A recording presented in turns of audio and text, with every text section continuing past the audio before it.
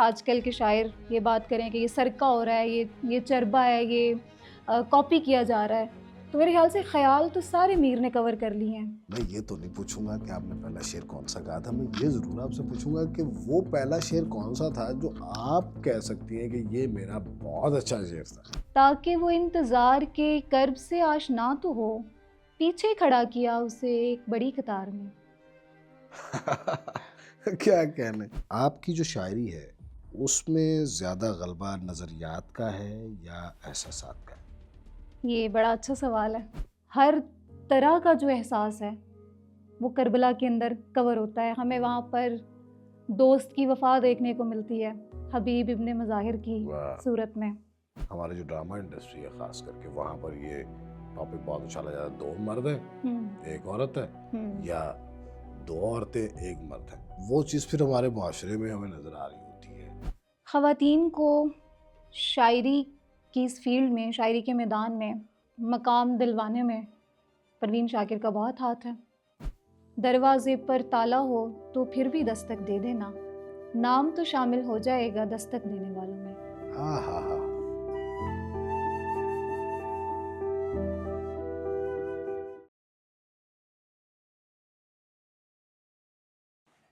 बिस्मिल्लाहिर्रहमानिर्रहीम।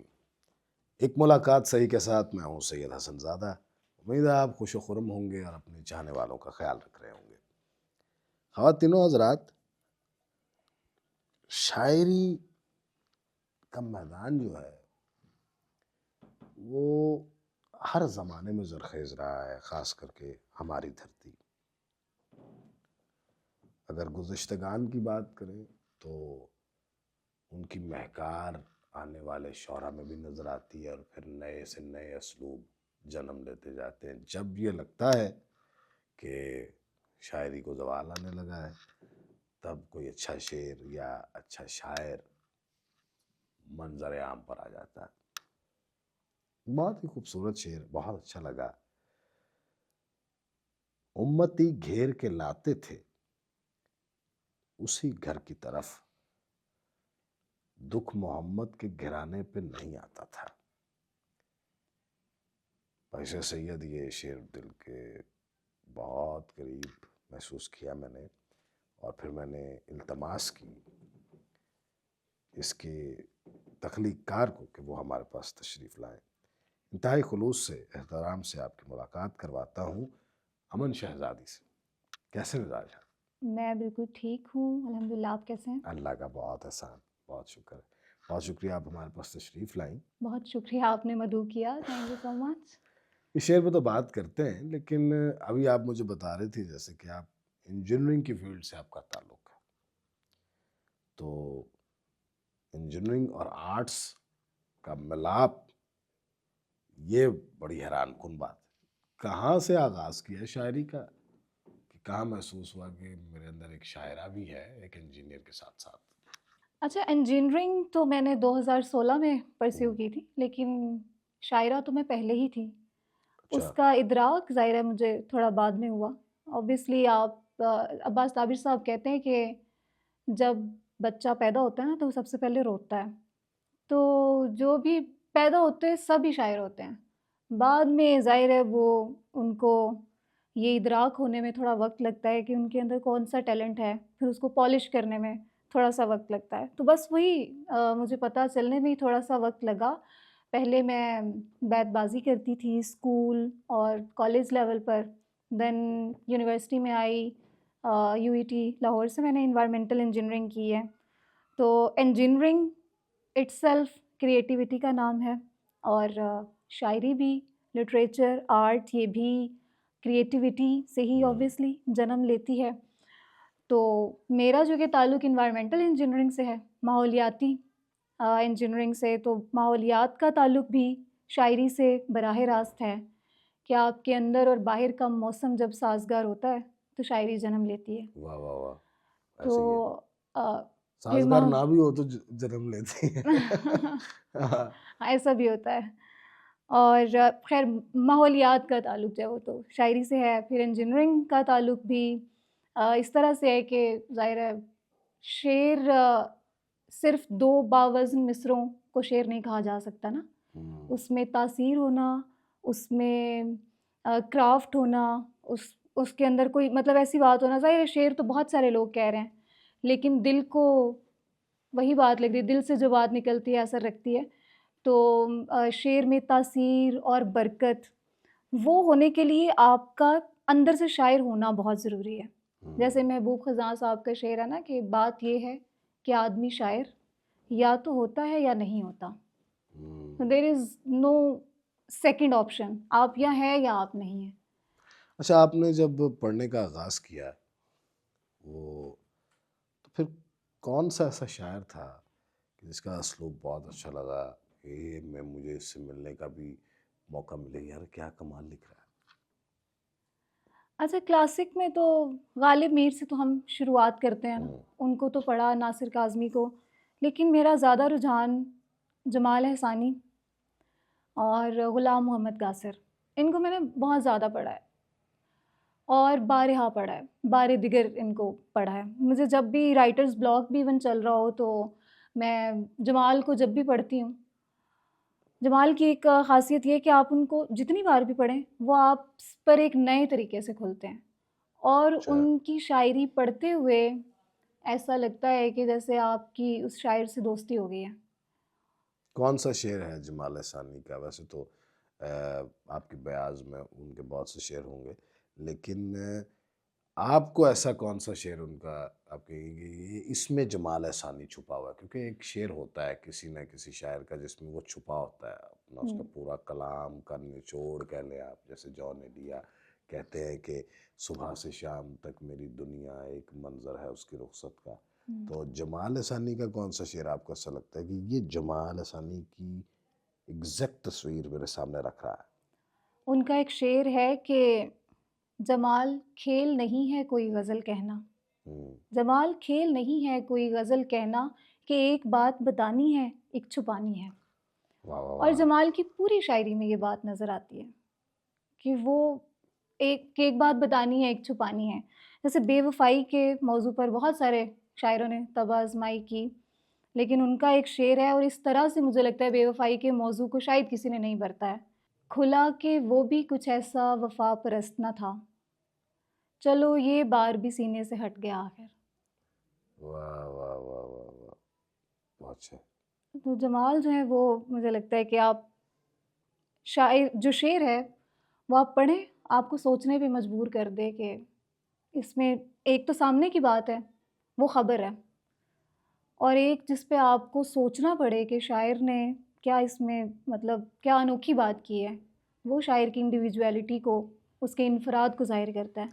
अच्छा, जो एक बड़ी आम सी टर्म इस्तेमाल होती है कि जनाब ये जो आदमी है ये साहिब असलूब है।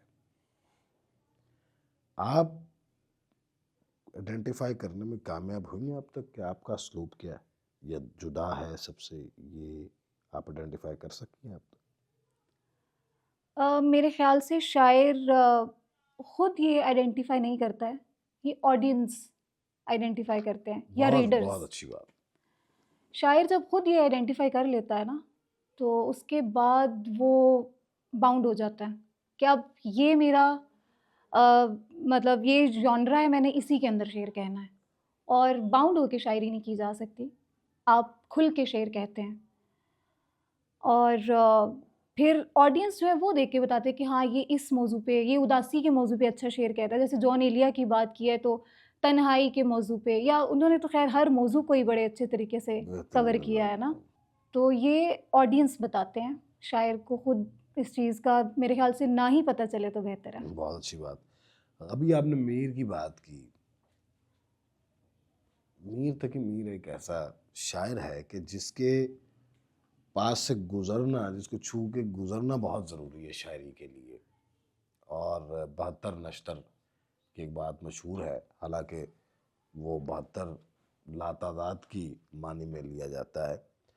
आपको मीर तकी मीर के किस शेर ने बहुत मुतासिर किया कि यार इतनी अच्छी क्राफ्ट, इतना अच्छा पोर्ट्रे, इतना अच्छा लफ्ज़ों का इस्तेमाल, मीर साहब किधर बैठ के लिख रहे थे?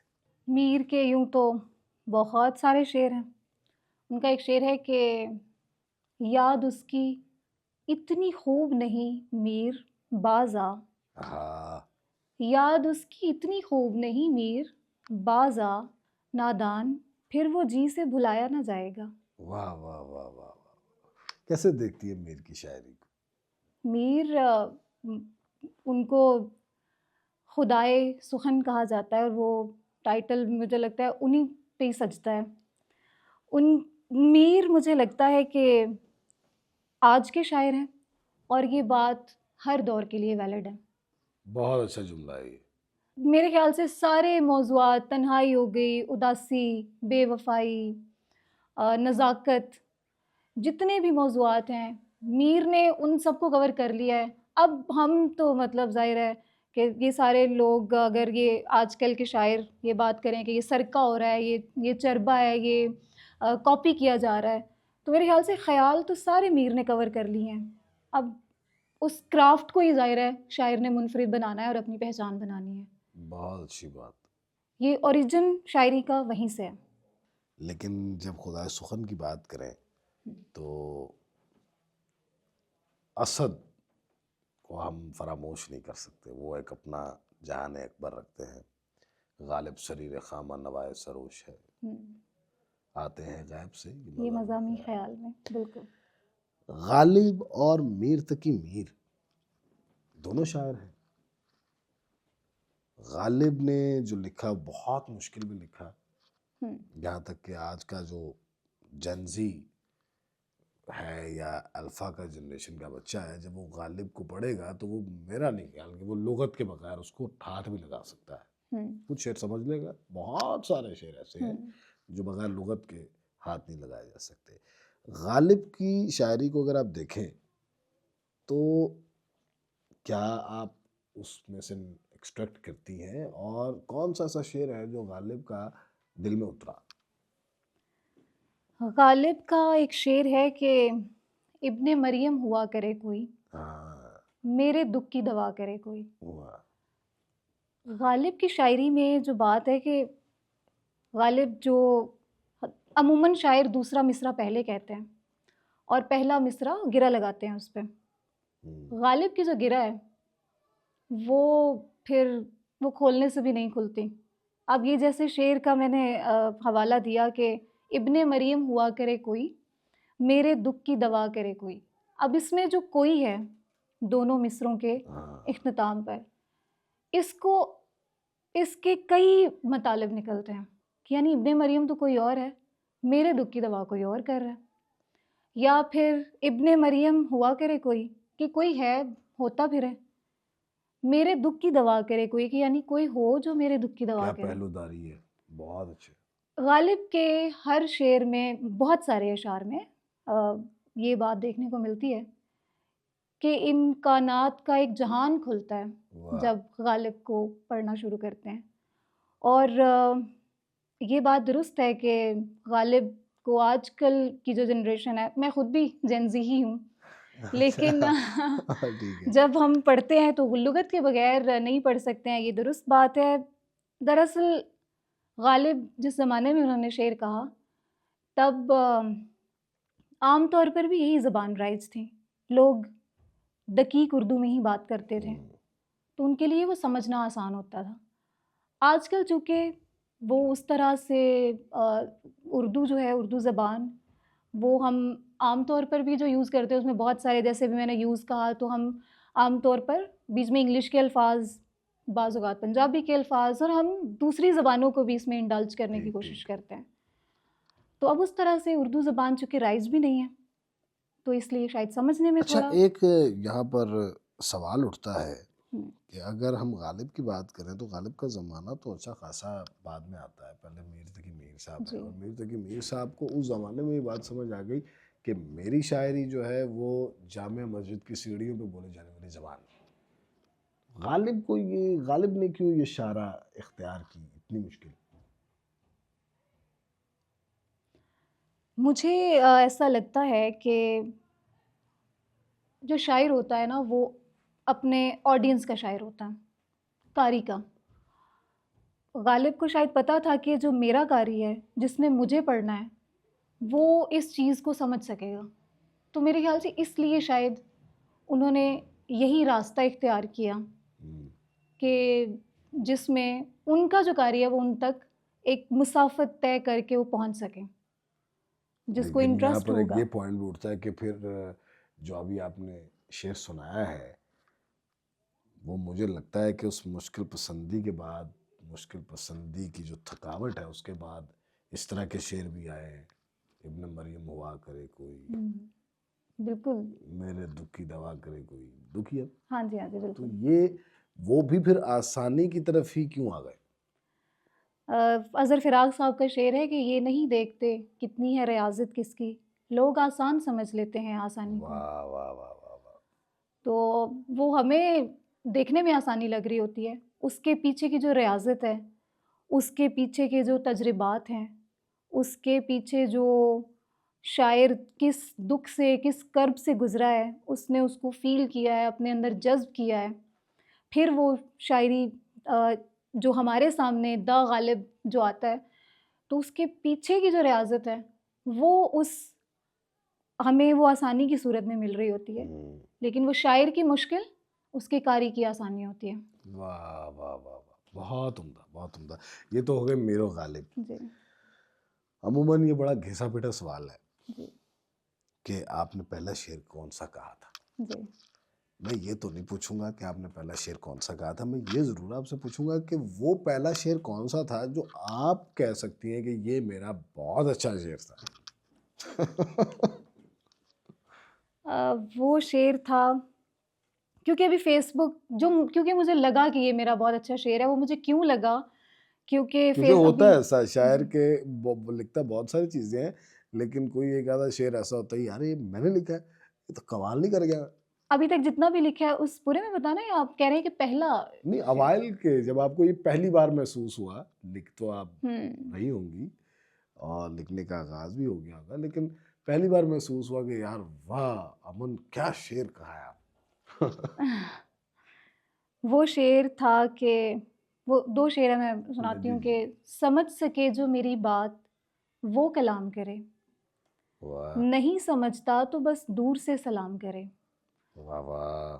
और ये शेर है कि जिसको पढ़ के मुझे लगा कि क्या लिख दिया मैंने, कि जिसे भी चाहिए खैरात में मेरी आवाज़, जिसे भी चाहिए खैरात में मेरी बहुत सही। आवाज़, वो पहले मेरी खामोशी का एहतराम करे। वाह, वाह, वाह, वाह, वाह, वाह, वाह, वाह! क्या अच्छा शेर है। हाँ, शुक्रिया। बहुत उम्दा, बहुत उम्दा। अच्छा, मीरो गालिब के बाद का जो एक सिलसिला है, ग़ज़ल में आपने जैसा कि बताया नासिर काज़मी भी आपने पढ़े। नासिर काज़मी मेरे लिहाज से टर्निंग पॉइंट है उर्दू ग़ज़ल का। वो सोज़ो गुदास की एक अलहदा दुनिया है। बिल्कुल। नासिर काज़मी के जहान को कैसे देखती हैं आप? नासिर काज़मी का जहान बहुत उदास है। उसमें आपको उदासी का पहलू बहुत नुमायाँ नज़र आता है। उनका एक शेर है कि दाइम आबाद रहेगी दुनिया, हम ना होंगे, कोई हमसा होगा। अब हाँ, हम नासिर काज़मी से तो नहीं मिले, हम उनकी शायरी के ज़रिए उनसे मिलते हैं। तो इस शेर के ज़रिए भी ये चीज़ हमें पता चलती है। वो कहते हैं कि हम ना होंगे, कोई हमसा होगा, यानी वो आने वालों के लिए रास्ता भी छोड़ते हैं। हुँ, हमारे घर की दीवारों पे नासिर, उदासी उदासी बाल बाल खोले सो रही है। वाह! और इसको जब पिक्चराइज़ किया जाए तो ये कितना खौफ़नाक एक मंज़र उदासी का हमारे सामने आता है। बहुत सारे नासिर काज़मी की तो बहुत सारी ग़ज़लें जो गाई भी जा चुकी हैं, तो उनको ज़ाहिर है सुनते रहते हैं। जैसे ओ पिछली रुत के साथी, अब के बरस मैं तन्हा हूँ। वाह! और फिर उनकी ग़ज़लों की बात करें तो वो है कि देख मोहब्बत का दस्तूर, तू मुझसे, मैं तुझसे दूर, यार कितनी खूबसूरत बात और कितनी आराम से करती इतने आराम से करती हैं। हैं। वाह, वाह, वाह! और नासिर काज़मी, जमाल अहसानी, ग़ुलाम मोहम्मद कासिर, इनके यहाँ अगर हम देखें ना तो एक चीज़ जो मुश्तरक है वो ये है कि मतले बहुत खूबसूरत कहते हैं। हुँ, यानी शायर जो हैं वो पूरी ग़ज़लें कह के और फिर मतले पे बहुत ज़्यादा दिन बसर करने पड़ते हैं। लेकिन इनकी शायरी जब पढ़ें तो लगता है कि जैसे मतला ही पहला शेर हुआ है और फिर वाह उस मतले पे आगे गज़ल मुकम्मल की है। वाह वाह वाह वाह। अभी आपने एक बड़ा अच्छा जुमला कहा कि वो आने वालों के लिए रास्ते भी छोड़ते हैं, हुँ, नासिर काज़मी। आपका जो सूरज है वो अभी तुलू हो रहा है, ये आगाज़ है, एक पूरी मंजिल हुँ, आपके सामने है और माशाल्लाह आगाज़ में दुनिया आपको सराह रही है, हुँ। पसंद फरमा रही है। मुझे ये बताएं कि क्या आप देख रही हैं इस वक्त के कैनवस पे कि आपके लिए रास्ते हमवार है, हमारे जो सीनियर्स हैं उनकी तरफ ये मिक्स मामला है। से? अच्छा। कुछ बहुत सपोर्टिव सीनियर्स भी हैं और कुछ ज़ाहिर है रास्ता रोकने वाले भी हैं। फ़रिया नकवी का एक शेर है कि मैंने इनसे हटकर राह निकाली है, हम्म, मैंने इनसे हटकर राह निकाली है, रास्ता रोकने वाली दीवारों की खैर। वाह वाह वाह वाह वाह। मुझे याद है कि मैं दुबई अबू धाबी में मुशायरा था, कल्चरल कारवां के प्लेटफ़ॉर्म पे और जब मैं पढ़ के वापस आई थी, तो मुझे सबसे पहला मैसेज हमीदा आपा का आया था कि आपका मुशायरा कैसा रहा है? और जब मैंने उन्हें बताया कि बहुत अच्छा मुशायरा रहा और बल्कि 2-3 बार मुझे माइक पे सुनने के लिए दोबारा-दोबारा बुलाया गया, तो इतना खुश हुई, बिल्कुल एक माँ की तरह। तो अगर मेरे ख़्याल से ऐसे सीनियर्स का साया हम पे मौजूद है तो अ, आगे भी ये सदका जारी है मेरे ख़्याल से, फिर हम भी अपने बाद आने वालों के लिए ये बहुत इसी तरह इम्पोर्टेंट से। बात है कि अगर ये तमाम सीनियर्स के लिए बात कर रहा हूँ मैं कि आप अगर सिखाएंगे, बताएंगे तो ये भी आगे सिखाएंगे, हुँ, अगर आप नहीं बताएंगे तो ये भी नहीं सिखाएंगे, ऐसे ही होगा। अच्छा, बिल्कुल। एक बड़ी रिवायत है हुँ, हमारे यहाँ गंडाबन शागिर्द होने की। जब हुँ, भी शायरी को शुरू करता है तो वो किसी एक उस्ताद को चुनता है हुँ, और सिर्फ उसी से इस्लाह कराता है हुँ, और फिर वो उसकी इस्लाह कर रहा होता है, फिर उसका जो उसलूब है या उसका जो अंदाज है वो झलकता है। हुँ। आपको क्या लगता है कि क्या एक ही शख्स के साथ इस्लाह का सिलसिला रखना चाहिए या मुख्तलिफ लोगों से इस्लाह लेते रहना चाहिए? और अगर ये सिलसिला है तो आप किसी की शागिर्द हुई इस मामले पर? शायरात के लिए बल्कि आजकल तो ख़ैर शायरों के लिए भी बहुत मुश्किल हो जाता है। आप जब किसी को ऑन कर लेते हैं ना, तो शायरात पे तो फिर ये इल्ज़ाम लगा दिया जाता है ना कि ये लिखवाती है। तो इसलिए आप किसी को ऑन नहीं कर सकते हैं। अगर आप अच्छा, इवन ये इल्ज़ाम लगता है? बिल्कुल, बिल्कुल। आप जब सोशल मीडिया पे फ़ोकस मिला है आपको, थोड़ा आप एक्टिव हुए हैं, प्रोमिनेंट हुए हैं, तो सबसे पहला इल्ज़ाम ये लगाया जाता है कि ये ज़रूर और फिर अगर आपने एक बतौर उस्ताद किसी को ऑन कर लिया है, तो फिर वो और इल्ज़ामात लगाने शुरू कर देते हैं।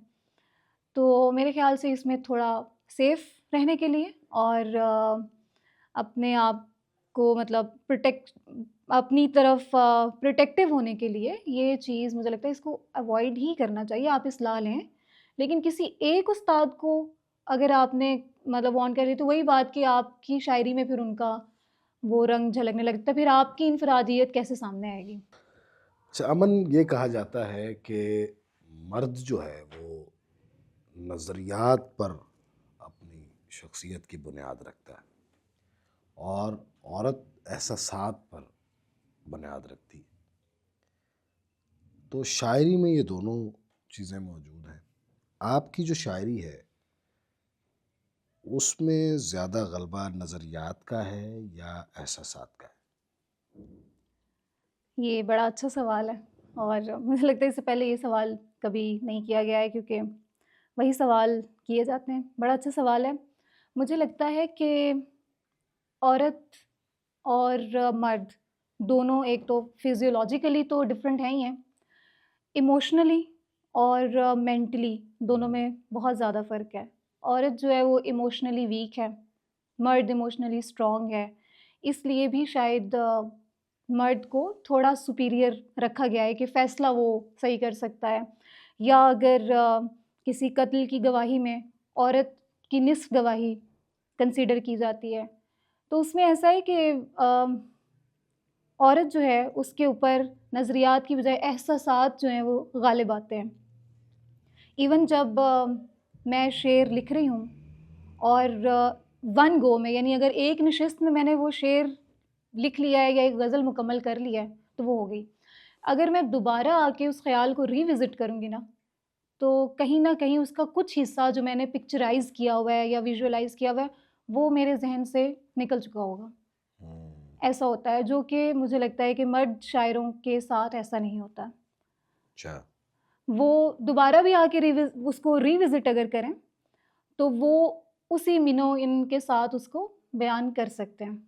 उसको अपनी शायरी में उसका इज़हार कर सकते हैं। लेकिन औरत जो है वो शायद इस हवाले से थोड़ी मर्द की निस्बत मुख्तलिफ है। हम कमज़ोर नहीं कहेंगे, मुख्तलिफ है। कमज़ोर।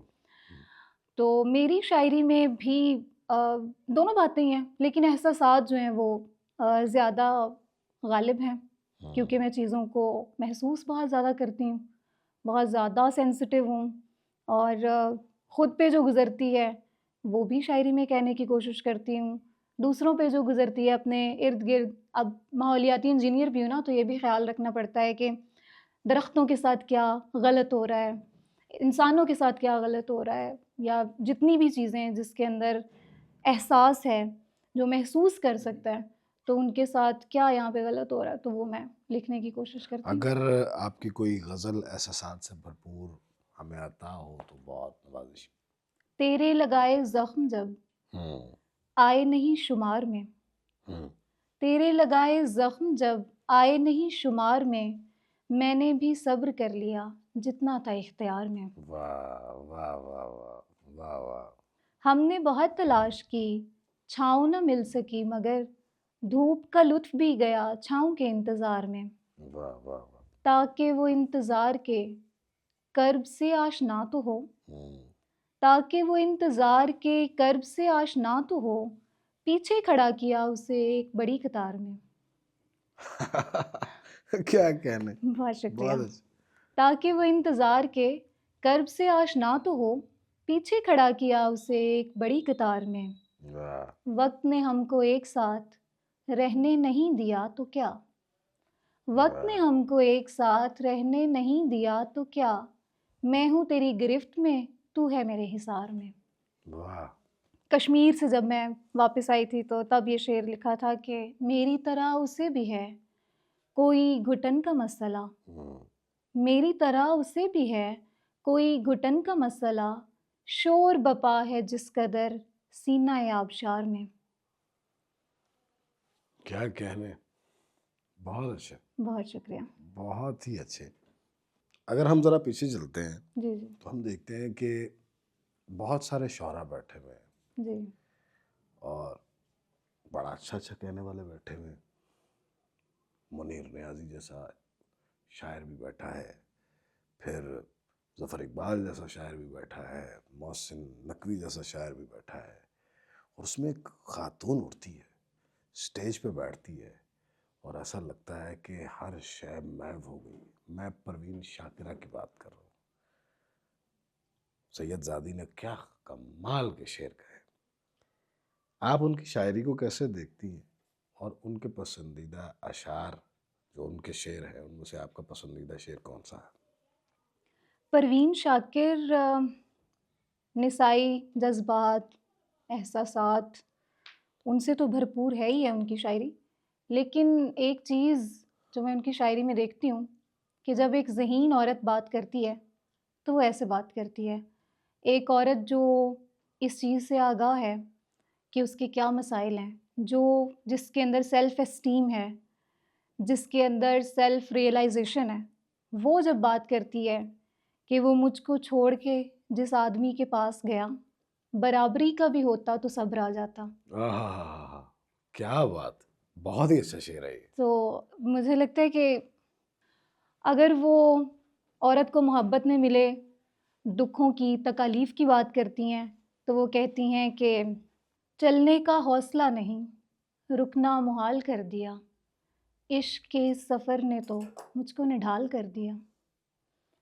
मेरी गुलज़मी तुझे चाहती किताब की, अहले किताब ने मगर क्या कि तेरा हाल कर दिया। आहा! बहुत मुमकिना फ़ैसलों में एक हिज्र का फ़ैसला भी वाह, था, वाह, वाह, वाह! मैंने तो एक बात की, उसने कमाल कर दिया।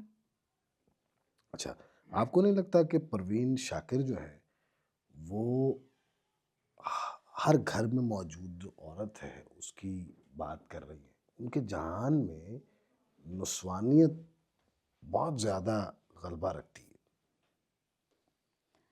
ख़वातीन को शायरी की इस फ़ील्ड में, शायरी के मैदान में मुझे लगता है कि वो मकाम दिलवाने में परवीन शाकिर का बहुत हाथ है। उन्होंने जिस तरीके से औरत के जज़्बात को बयान किया है, हम्म, शुरू ही वहीं से हुआ। फिर औरत को ये पता चला कि हाँ, मैं ऐसे भी बात कर सकती हूँ अपनी, और मैं बेबाक होकर मैं बड़े धड़ल्ले से जो है वो जो जिन मसाइल का मुझे सामना है मैं उस पे बात कर सकती हूँ।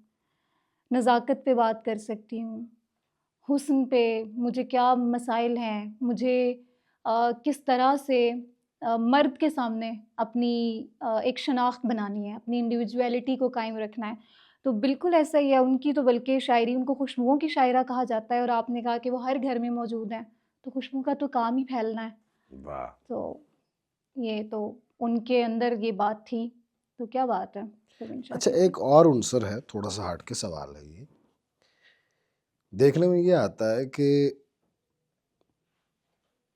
जब कोई खातून इंटेलेक्चुअली बहुत ज़्यादा फर्निश्ड हो जाती है, हुँ, बहुत ज़्यादा वो कदावर हो जाती है, तो उसको हर शय जो है वो कमतर नज़र आनी शुरू हो जाती है।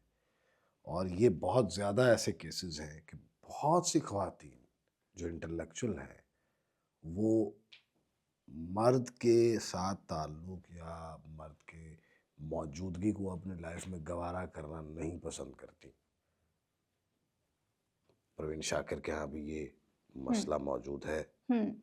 और इस कम्युनिटी में अब बहुत ज़्यादा ये सिलसिला बढ़ता चला जा रहा है। हुँ। इस इश्यू को कैसे देखती हैं आप?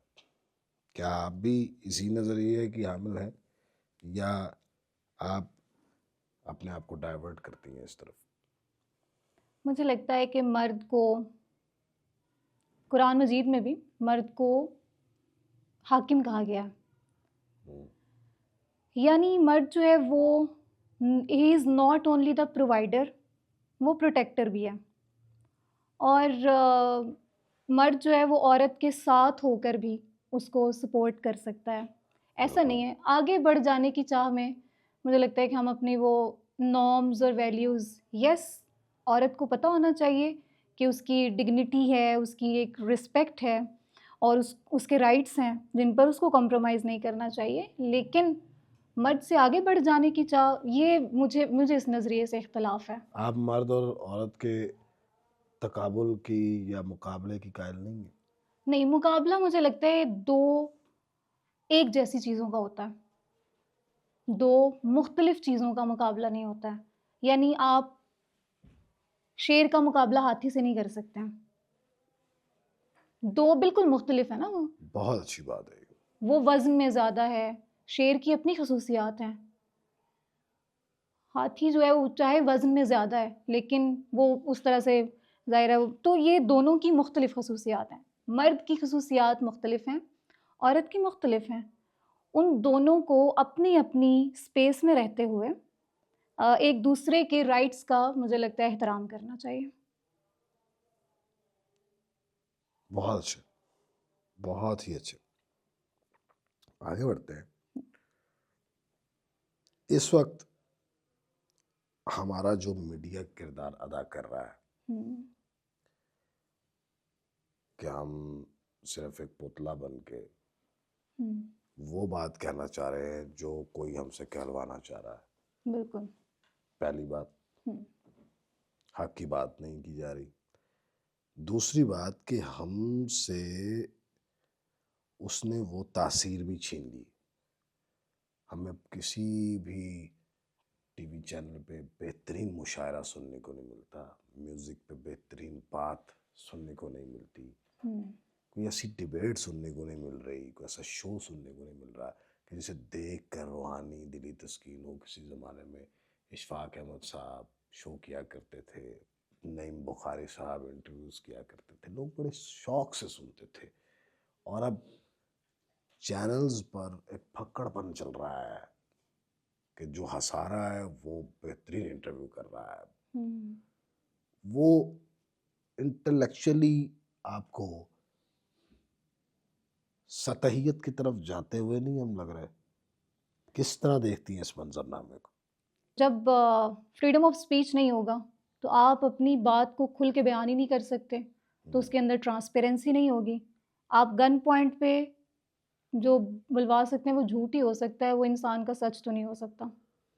तो फ्रीडम ऑफ स्पीच बहुत ज़्यादा ज़रूरी है और एक शायर के लिए तो ख़ास तौर पे क्योंकि शायर जो है वो अपने इर्द-गिर्द तमाम लोगों के जज़्बात का तर्जुमान होता है।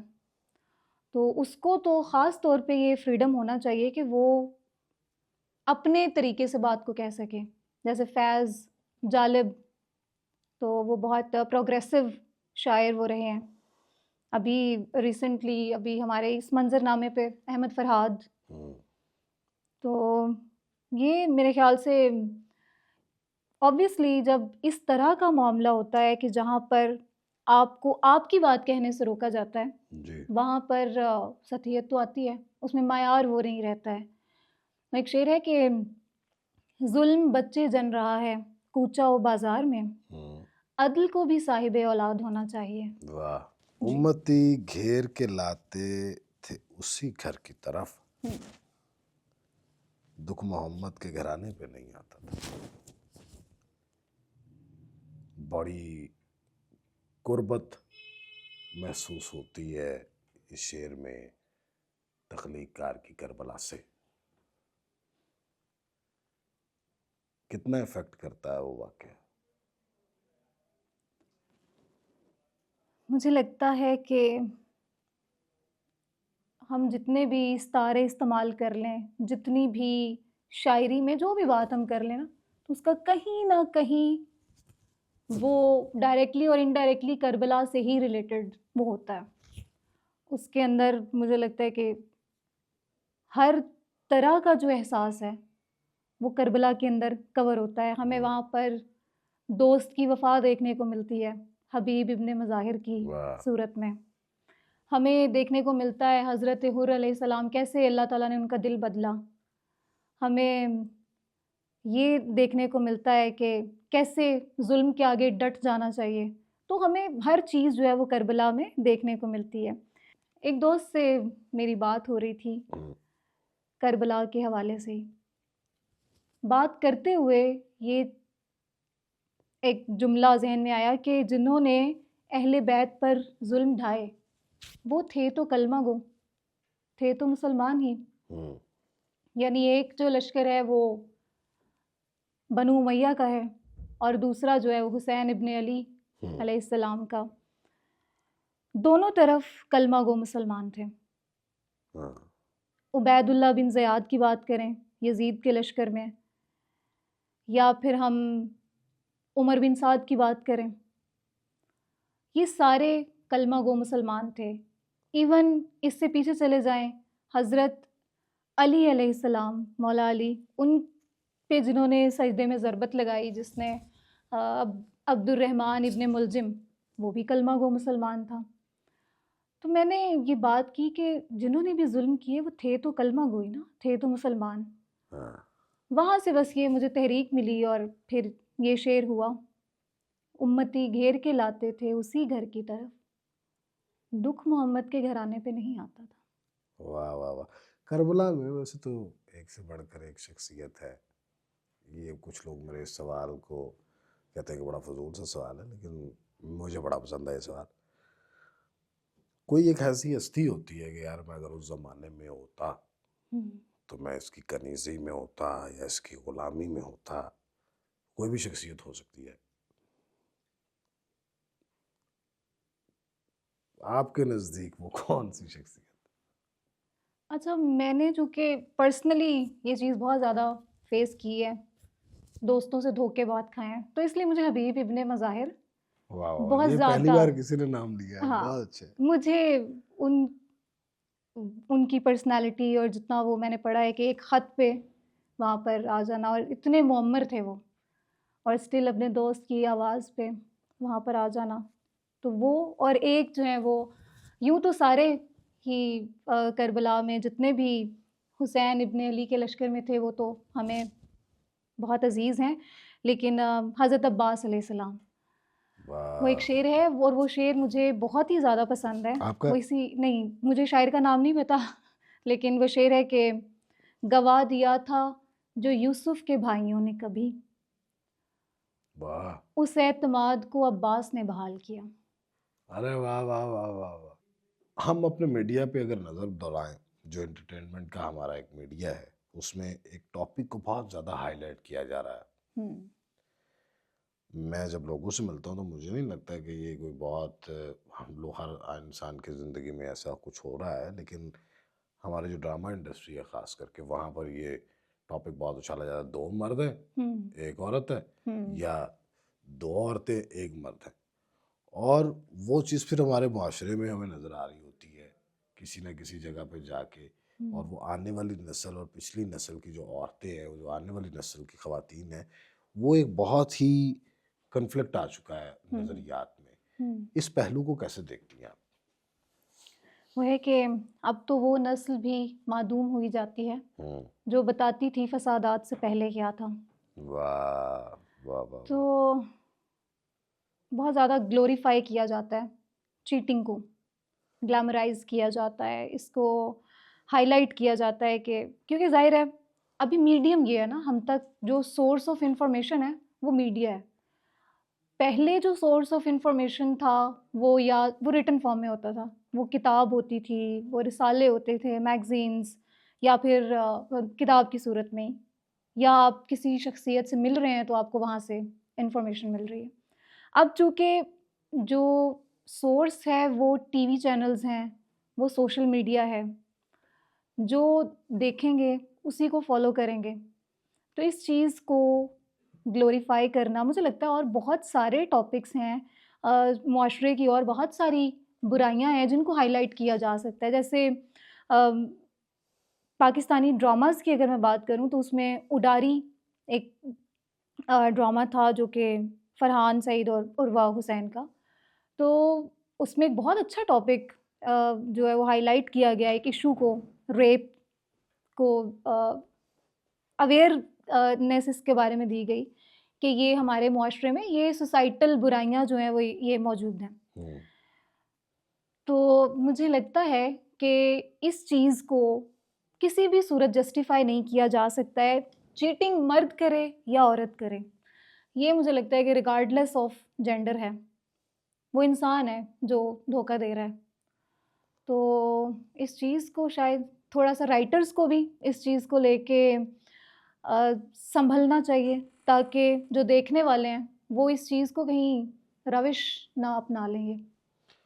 एक टाइम था हुँ, कि पाकिस्तानी ड्रामे तो लोग देखते ही थे, लेकिन हमारे घरों में स्टार प्लस आता था और ख़वातीन जो हैं वो टीवी के आगे जम जाती थी 7 बजे से लेके, वो क्योंकि सास भी कभी बहू तक जो है ना, वो बिल्कुल ऐसे होता था। वो मैच भी आ रहा तो घर के मर्द जो है ना वो मुक्के मार रहे होते दीवारों में कि मैंने देखना, तो वो ख़वातीन नहीं थी हटती। हुँ। आपकी क्या मशागल है? आपको पसंद है ड्रामे देखने, या बिल्कुल ही किताबी किस्म की शख्सियत है? ड्रामाज़ मैं इतने ज़्यादा नहीं देखती हूँ, मतलब कुछ ड्रामाज़ मैंने देखे हुए हैं, या साथ-साथ मैं देखती हूँ कि जिसकी स्टोरी लाइन मुझे ऐसे लगे कि जो इस मौज़ू से हट के है। मोहब्बत, बेवफ़ाई, धोखा, इससे हट के अगर कोई काम की बात है, जैसे परीज़ाद, माशाल्लाह, बहुत ही बहुत अच्छा। अच्छा कंसेप्ट था। और इस तरह के मतलब अच्छे कॉन्सेप्ट्स पे जो ड्रामाज़ हैं, वो देखती हूँ मैं। नेटफ्लिक्स पे कुछ सीरीज़ वग़ैरह भी देख लेती हूँ। अ, पढ़ने की तरफ ज़्यादा रुझान है, और उससे भी ज़्यादा रुझान लिखने की तरफ है। तो पढ़ने और लिखने की तरफ इक्वली ही है, मतलब मुझे लगता है कि लिखने से पहले पढ़ना ज़रूरी है और बोलने से पहले सुनना ज़रूरी है। यानी आप उन ख़वातीन से डिफरेंट हैं वो जो कहती हैं कि वो कमयार ने ये किया और आयरा ने वो किया, है ना? हाँ, इंटेलेक्चुअल माइंड्स वैसे भी डिफरेंट ही होते हैं। माशाल्लाह, हुँ। माशाल्लाह। मोहब्बत के पहलू पे आ जाते हैं। ज़िंदगी में मोहब्बत हुई कभी? या अब तक तलाश में? मोहब्बत मुझे लगता है कि मोहब्बत जो है वो किसी भी चीज़ से हो सकती है। ज़रूरी नहीं है किसी इंसान से ही हो। आप कोई आपकी जो भी फ़ेवरेट चीज़ है, आपको उसके साथ टाइम स्पेंड करना अच्छा लग रहा है। लेट्स हम्म, से कोई पेट है, मेरा तो ख़ैर मैंने कोई नहीं रखा, लेकिन जनरल बात कर रही हूँ कि किसी आपको पेट से मोहब्बत हो सकती है, आपकी कोई किताब फ़ेवरेट है, वो आपकी पसंदीदा हो सकती है। कोई खाना आपको खा के अच्छा लग रहा है, वो आपका मूड चेंज हो रहा है वो नहीं, खाना मैं खा के। उस मोहब्बत की बात कर रहा हूँ वो जो खतो कताबत वाली मोहब्बत होती है। अच्छा, ये मुझसे कवर नहीं हुआ मतलब। हाँ जी। अच्छा, कभी हुआ ऐसा सिलसिला? मैं कार भी जाना है इस तो बाद। ठीक है, घर जाए, लेकिन बताया तो सही, मोहब्बत का कोई बुरा जज्बा तो नहीं? जी बिल्कुल, मोहब्बत मुझे हुई अच्छा। और नहीं मिली, अच्छा। मगर हुई।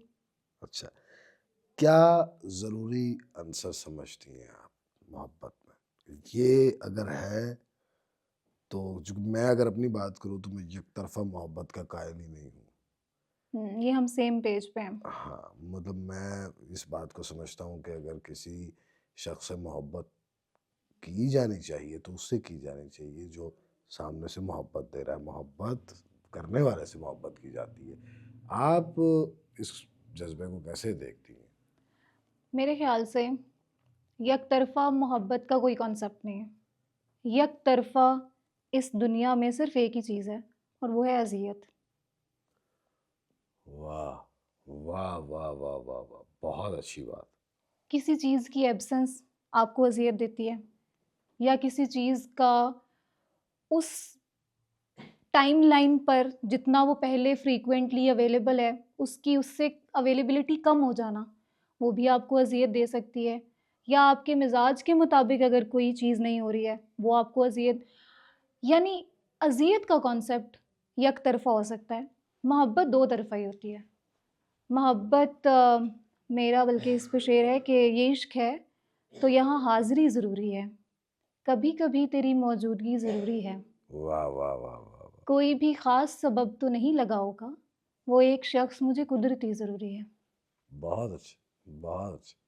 आज की ख़ातून हुँ, या आज का मर्द जो है, वो मोहब्बत के, मुझे लगता है कि मानी से नाआशना है।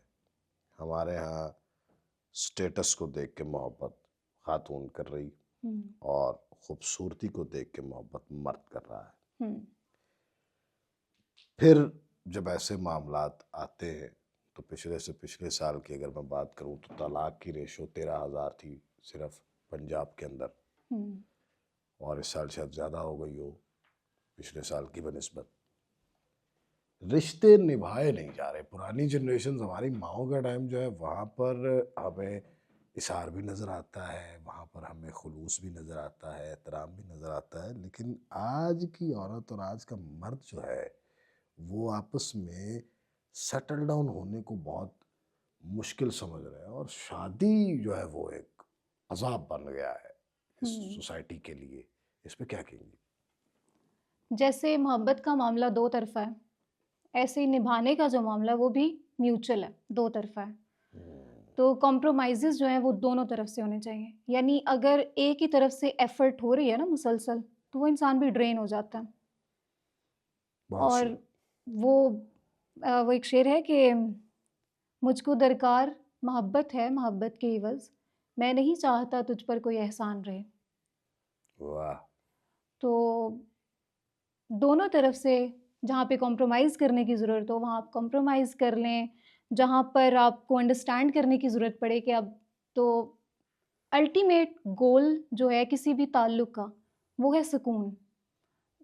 तो जिस यानी इज़्ज़त, प्यार, तवज्जो, ये सारे अल्टीमेटली आपको सुकून ही दे रहे होते हैं ना। तो गोल जो है, जो मकसद है किसी भी ताल्लुक में आने का, वैसे तो फिर इंसान अकेला ही ठीक है ना। हम्म, अकेले में, तन्हाई में उसको अज़ियत भी मिल रही है, वो अपनी मर्ज़ी से, अपनी मर्ज़ी की वजूहात बनाकर वो खुश भी हो रहा है। लेकिन किसी ताल्लुक में आने का मकसद यही है ना कि वो मेंटली एट पीस हो। वो हम्म, मकसद जब पूरा नहीं हो रहा होता, तब शायद 2 लोग ये फ़ैसला करते हैं कि अब हमें शायद जुदा हो जाना चाहिए। तो उस सुकून को बरकरार रखने के लिए एक ताल्लुक में जो अनासर ज़रूरी हैं, उन पर अगर तवज्जो दी जाए, तो शायद इसको हल किया जा सकता है। अगर आपकी बात की जाए, तो आप के नज़दीक एक खातून को जीवन साथी के अंदर कौन कौन सी खसाइस देखनी चाहिए? सबसे पहले तो इमोशनल इंटेलिजेंस, बहुत अच्छी बात, बहुत अच्छी बात। कि आप औरत, क्योंकि वो ये चाहती है कि मेरी मुझे समझा जाए। अब उसकी खामोशी को भी समझना है। मैं चूँकि आर्टिस्टिक हवाले से बात कर रही हूँ, बाज़ औक़ात आप कहते हैं कि कहे बगैर बात को समझ लिया जाए, मुझे बताना ना पड़े बार-बार, तो वो समझना बहुत ज़्यादा ज़रूरी होता है। अच्छा, इस पे मर्द हज़रात बेचारे वो कहते हैं कि ये कहे बगैर कैसे समझा जाता है? काम पे जाओ, काम से घर पे आओ और ज़िम्मेदारियाँ, फिर उसके बाद ये कैसे पता चले कि वो फलाना आदमी सामने वाला क्या सोच रहा है? बड़ा टॉपिक है ये। वाइब्स, शायद आप जिस इंसान के साथ रह रहे हैं, अगर आप मोहब्बत का दावा करते हैं, तो उसमें वाइब्स जो मैच करती हैं, वो यही तो सिलसिला है ना वाइब्स का, कि आपको पता चल जाता है, वो एनर्जीज़ से ये पता चलता है कि ये आज डाउन है, तो कोई तो वजह है। तो वो किस तरह से आपने अगले इंसान से पूछना है, दैट्स ऑन यू। वो तो पार्टनर के हाँ, साथ आप हैं, आपको पता है कि किस क्या टेक्नीक हो सकती है, क्या टैक्टिक यूज़ किया जा सकता है, कि जो चीज़ इस इंसान को परेशान कर रही है, वो मुझे कैसे बताएगा। तो ये बताए बगैर समझने का ये मतलब है कि आप ये समझें कि वो परेशान है, यानी वो इस वक़्त किस कैफ़ियत में है। कल की औरत में और आज की औरत में क्या डिफरेंस महसूस करती हैं? क्या फुकदान आपको आज की औरत में नज़र आता है जो कल था? और क्या अचीवमेंट आज की खातून की नज़र आती है जो कल नहीं थी? आज की औरत जो है वो अवेयरनेस उसको है, वो सेल्फ अवेयर्ड है, उसके अंदर खुददारी है। आज की औरत जानती है कि कि उसके क्या मसाइल हैं, उसके अंदर आइडेंटिटी क्राइसिस नहीं है। पहले की जो औरत है, वो तो सबसे पहले तो अपनी शिनाख्त का ही उसको नहीं पता है ना, और फिर उसकी अवेयरनेस नहीं है उसको। तो आइडेंटिटी हम्म, क्राइसिस और अवेयरनेस ये दोनों चीज़ें, अचीवमेंट है इसकी। ये अचीवमेंट है कि औरत को पता तो है। ये फेमिनिज़्म और ये औरत मार्च, उसमें जो प्ले कार्ड्स, इन चीज़ों को मैं नहीं मैं इसी मानती तरफ हूँ। आ रहा था। जी, तो इन चीज़ों को मैं नहीं मानती हूँ, हमारे वो मसाइल ही नहीं हैं। औरत को तो अभी भी किसी बैकवर्ड इलाके में चले जाएँ, आज भी बल्कि लड़की के पैदा होने पे सोग मनाया जाता है। आज भी कुछ इस तरह के आज लोग हैं कि जो इस चीज़ को, बल्कि फैसलाबाद से एक शायर हैं अहमद सलीम रफ़ी, उनका शेर है कि हमारी बेटियों का ज़र्फ़ देख ले दुनिया, हम इनके सामने बेटे खुदा से माँगते हैं। वाह वाह वाह वाह! एक और आपका भी तो शेर है ना वो बेटे वाला, बड़ा खूबसूरत शेर था वो। हाँ, वो है कि कम कह दिया किसी ने ज़्यादा कहा मुझे, जितना भी जिसका ज़र्फ़ था उतना कहा मुझे। वाह! मज़बूत बन रही थी ज़माने के सामने, जिस वक़्त मेरे बाप ने बेटा कहा मुझे। बहुत अच्छी, बहुत अच्छी। लड़कियाँ जो हैं इस चीज़ को कॉम्प्लीमेंट समझती हैं कि मुझे मेरे अब्बू ने बेटों की तरह रखा हुआ है, बेटियों की तरह क्यों नहीं रखा हुआ? ये भी तो कहा जा सकता है ना, आप बेटी कह के भी उसको मज़बूत बना सकते हैं। क्या है? तो लड़ सरकारे दो आलम सल्लल्लाहु अलैहि सलाम। वसल्लम के यहाँ तो हमें जो वक़ार मिलता है बेटी का, वो तो कहीं किसी हस्ती के यहाँ नहीं मिलता। तो हम अगर उनके मानने वाले हैं, तो हमें तो औरत को, बेटी को सर का ताज बनाना चाहिए। और बिल्कुल। मेरे साथ ऐसा होता भी रहा है। मैं वैगनों के धक्के खाता था, बहनों को मेरी जो है ना वो गाड़ी मिली हुई थी अच्छा। लाने और ले जाने के लिए। हाँ, ऐसा होना चाहिए। बिल्कुल, क्या बात है। और फुकदान जो आज की औरत में देखने में मिलता है, वो ये है कि हम अपनी रवायात और मॉडर्निटी के नाम पे, जदीदियत के नाम पे, हया का जो एक पहलू है और वो जो एक नज़ाकत है, जो एक औरत को औरत बनाती है। तो अगर हाँ, एक जो औरत की शनाख्त है कि वो शर्माती है, उसमें नज़ाकत है, वो हयादार है, अगर वो चीज़ ही ख़त्म हो जाए, तो औरत की तो शनाख्त ही बदल बहुत जाएगी। अच्छे। तो अपनी शनाख्त को इंटैक्ट रखने के लिए ये सारी जो नॉर्म्स हैं, जो कि पिछली औरतों में, ख़वातीन में ये चीज़ थी, आज की औरत में ये नहीं है, सो कॉल्ड फेमिनिज़्म के नाम पे। तो ये फुकदान देखने को मिलता है बहुत ही अच्छी कि गुफ्तगू कर रही हैं औरत आप। जो है वो, आप ज़माने के सामने तो डट जाएँ कि ये मेरे राइट्स हैं, ये मेरे ड्यू राइट्स हैं और ये आप मुझे दें। लेकिन आपका जो लहज़ा है, वो बहुत मैटर करता है। अब वो औरत जो है वो अपने बाप के सामने ऊँची आवाज़ में बात करें या अपने भाइयों के सामने ऊँची आवाज़ में बात करें, आप उसी चीज़ को आप बहुत मुअद्दब तरीके से अपना नुक्ता नज़र आप रख सकते हैं। बहुत तो बिल्कुल ठीक। ये जो एक अदब, तमीज़ और इसका जो पहलू है, ये आज की औरत में बहुत कम देखने को मिलता है। ज़िंदगी की सबसे बड़ी खुशी अब तक क्या मिली है कि इससे बड़ी खुशी मुझे अब तक नहीं मिली? शेर कहा था मैंने एक और वो शेर कह के मैं रोने भी लग गई थी। उस शेर की आमद पे मैं बहुत खुश हुई थी। अच्छा। वो शेर बल्कि फिर मेरी वजह पहचान भी बना। दरवाज़े पर ताला हो तो फिर भी दस्तक दे देना। नाम तो शामिल हो जाएगा दस्तक देने वालों में। हाँ, हाँ, हाँ, हाँ। वाह, वाह, वाह, वाह! मुझे ये तो पता था कि कुछ मुनफ़रिद हुआ है, लेकिन इतना नहीं पता था कि ये शेर मुझे अमन शहज़ादी बनाएगा और ये शेर मेरी लिटरेरी दुनिया में एक पहचान बनाएगा। तो इस शेर की वजह से मैं हूँ। अपनी कोई लेटेस्ट गज़ल जो इस वक़्त आपने कहीं नहीं सुनाई और यानी ये 1, 2, 3 दिन में ही लिखी हो कोई ऐसी चीज़, अगर हमारे नाज़रीन को अता हो? वो 2 शेर हैं। अच्छा। मुहार खींचने वालों को कौन समझाए, मुहार खींचने वालों को कौन समझाए कि इस सबब से कोई बेलगाम होता है। वाह, वाह, वाह, वाह, वाह, वाह, वाह! बहुत अच्छे। वो पूछता है मुझे और ना मैं बताती हूँ, वो पूछता है मुझे और ना मैं बताती हूँ, ये इख्तियार से अगला मकाम होता है। क्या कहने, क्या कहने, बहुत अच्छे। बहुत शुक्रिया। शायर के साथ ना एक ये बड़ा मसला होता है कि उसने कोई चीज़ लिखनी शुरू की और फिर वो अधूरी रह गई।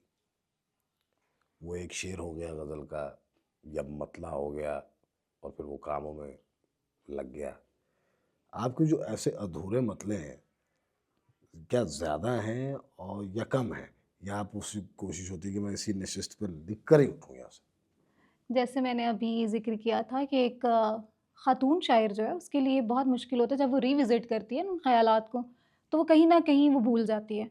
तो इसलिए एक नशिस्त में उसको मुकम्मल करना बड़ा ज़रूरी होता है। मेरी बहुत सारी ऐसी गज़लें हैं, बहुत सारी ऐसी ज़मीनें हैं जिसके अंदर मैंने गज़ल कहना शुरू की, 2-3 शेर हुए, मैंने फिर एक नई ज़मीन हो गई, फिर उसमें मैंने शेर कहना शुरू कर दिया, तो वो पिछली वाली नाराज़ हो गई फिर मुझसे। तो हाँ। बहुत सारी ऐसी आधी-अधूरी गज़लें जो हैं वो अ, होती हैं। अब्बास ताबिश साहब से मैंने पूछा कि सर आपका लिखने का क्या अंदाज़ है? तो वो कहते हैं मैं सुबह फ़जर के टाइम 4 बजे उठता हूँ और उस वक़्त मेरे इर्द-गिर्द कोई नहीं होता, मैंने टाइम रखा हुआ है लिखने का। हुँ।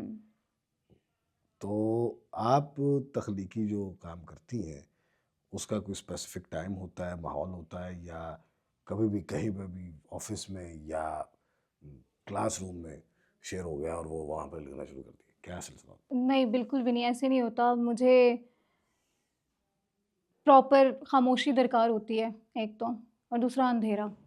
तो मैं जब घर भी कोविड के टाइम पे भी क्योंकि मैंने कुछ वक़्त घर गुज़ारा था, तो तब भी मैं अकेली एक रूम में बैठ के और अंधेरा किया हुआ है और ख़ामोशी और मैं वहाँ पे वो रियाज़त का एक सिलसिला जारी है और फिर आमद का वो एक वक़्त होता है और अब्बास ताबिश साहब ने जैसे कहा तो बिल्कुल, शायरी चूँकि ये उसकी देन है, जिसे परवरदिगार दे, तो शायरी जो है वो अता है। है? हुँ। और अता का वक़्त सहरी से ज़्यादा खूबसूरत क्या हो सकता है? तो उस टाइम पे शायद शायर जाग के अपने हिस्से का फल ले रहे होते हैं, वो जो रियाज़त की हुई होती है ना, तो उसका फल मिलता है फिर उस टाइम। तो वो अता वाला जो मामला है वो तो उस वही टाइम जो है वो रात के पिछले पहर 3 बजे, 4 बजे, तो ये वो सिलसिला है। जमाल अहसानी का एक शेर है कि मुँह अंधेरे जो नज़र आते हैं कुछ लोग यहाँ, हुँ। ये सहर ख़ेज़ हैं कि रात के जागे हुए हैं। वाह, वाह, वाह, वाह, वाह, वाह! बहुत अच्छे। ये लोग आपको सुन रहे हैं, ख़वातीन भी सुन रही हैं, मर्द हज़रात भी सुन रहे हैं, हुँ। शायद ज़्यादा मर्द हज़रात ही सुन रहे हों। आप कोई एक ऐसा जुमला जो कि आपको लगता है कि ये मेरी ज़िंदगी का नस्ब-ओ-नैन है और इस पर चलने से सामने वाले की भी ज़िंदगी बेहतरीन हो सकती है। वो एक जुमले में निचोड़ अगर आप अपनी ज़िंदगी के सफ़र का करें, तो क्या होगा जिसे ये हमेशा साथ रखें?